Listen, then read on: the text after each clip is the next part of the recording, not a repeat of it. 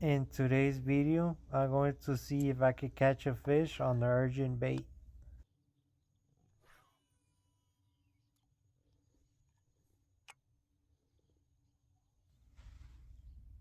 I fished for like 20 minutes, didn't have luck until I noticed a splash next to me, so I started reeling in fast.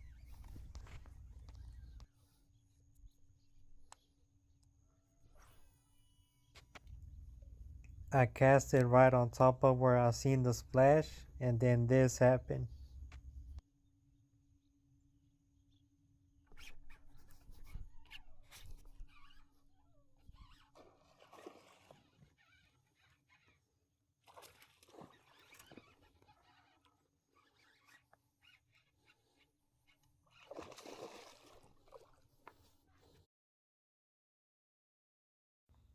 This bass ended up putting a good fight while I was trying to reel it in and net it in.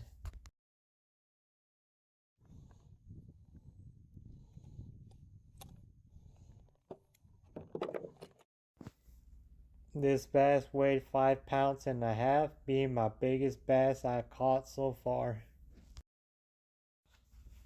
I say the urchin bait is a good bait to use for bass fishing.